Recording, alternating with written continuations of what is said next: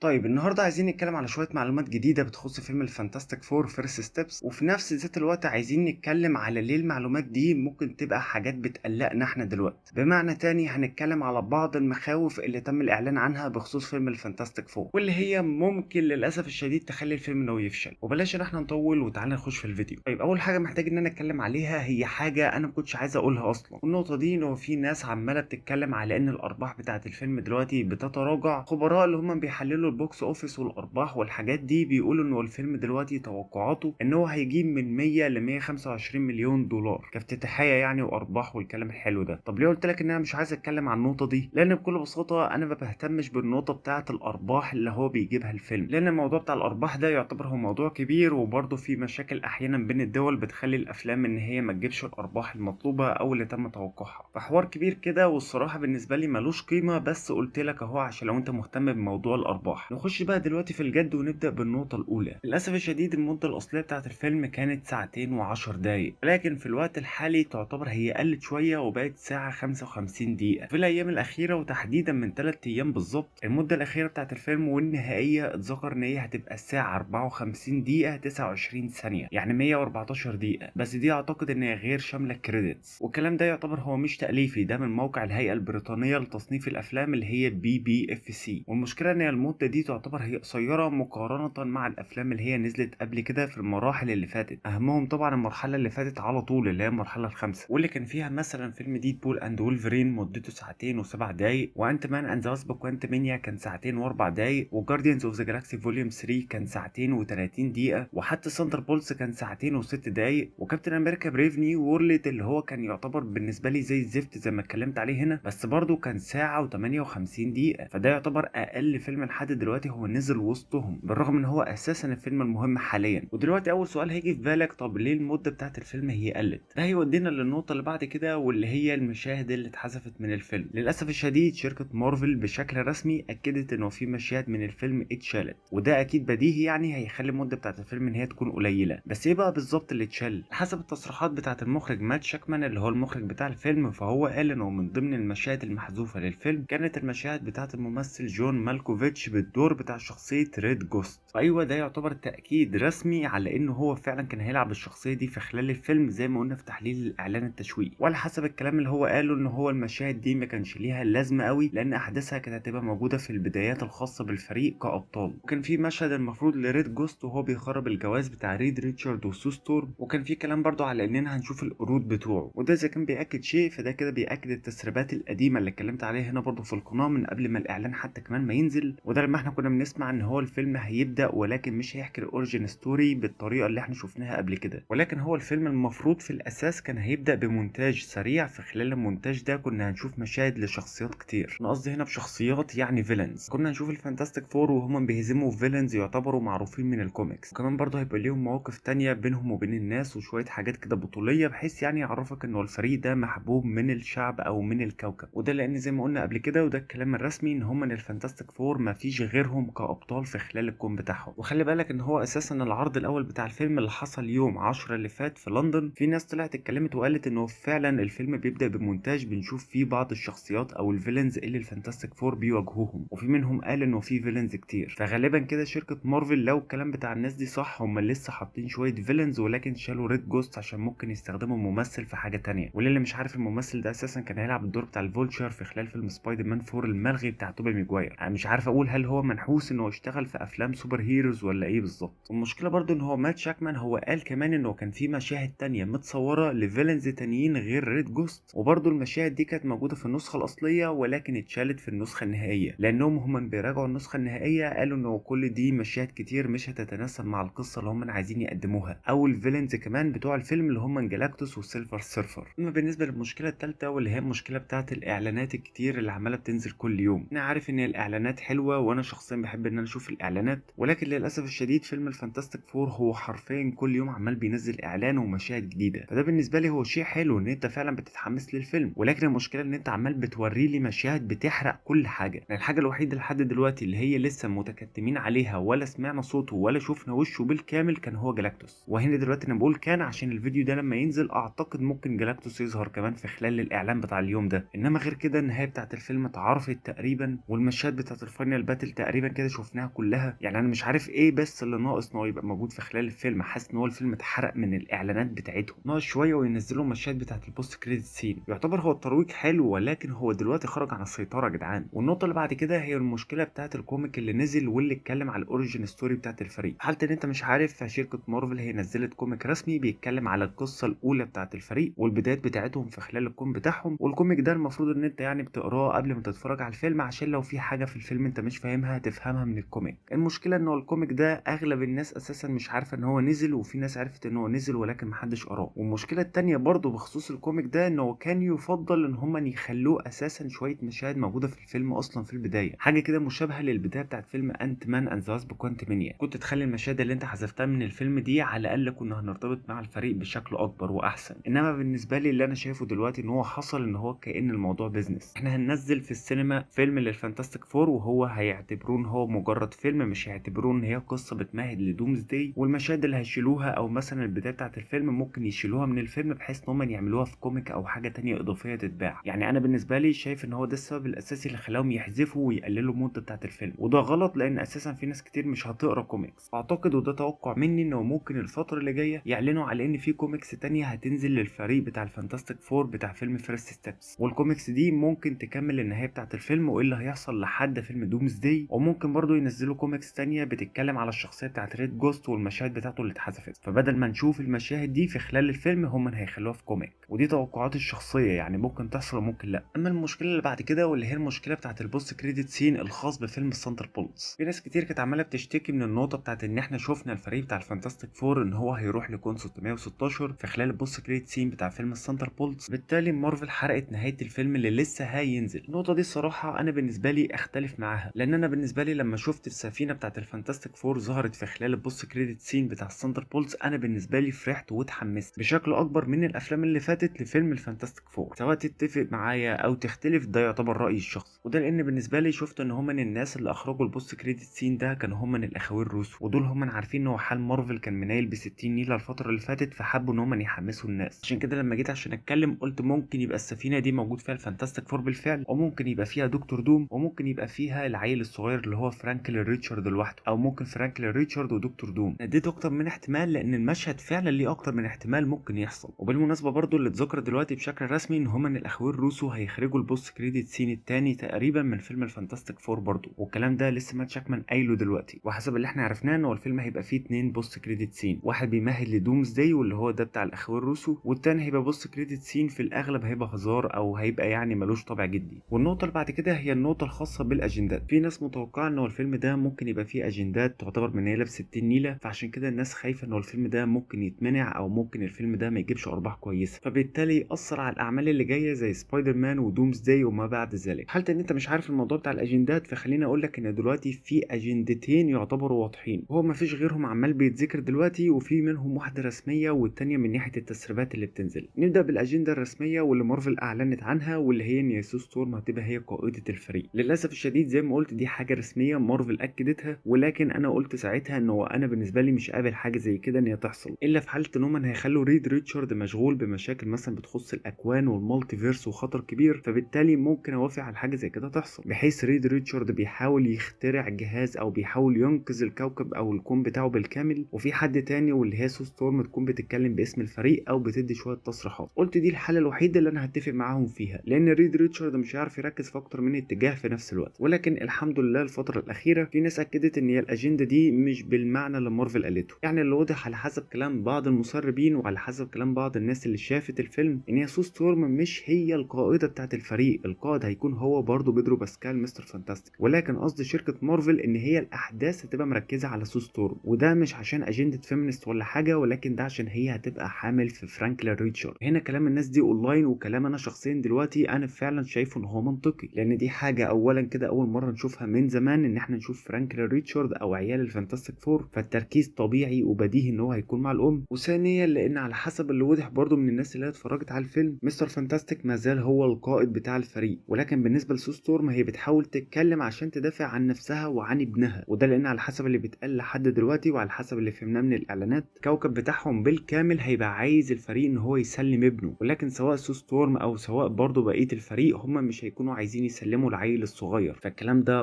برضه ارجع واقول لك ان هو منطقي. اما بالنسبه للاجنده التانيه ودي اللي ما تمش تاكيدها بشكل رسمي لحد دلوقتي بس على حسب كلام بعض الناس، فهنشوف ان هو في مشهد يعتبر هزار ما بين شخصيه بين جريم وشخصيه جوني ستورم. هيبقى في جمله بتتقال عليه هزار مش حقيقيه على ان جوني ستورم يعتبر هو باي سيكشوال. وللاسف الشديد الموضوع ده كان يعتبر اشاعه وانا اتكلمت عليه قبل كده من شهور، وقلت ربنا يستر عشان الموضوع ده لو حقيقي الفيلم كده مش هيتعرض، او ممكن اللقطه دي تتشال عشان طبعا الاداره الجديده بتاعت ديزني. بس ارجع واقول هل الموضوع ده مؤكد بشكل رسمي بنسبه 100%؟ لحد دلوقتي مفيش اي تاكيد رسمي، فممكن يكون صح وممكن يكون غلط.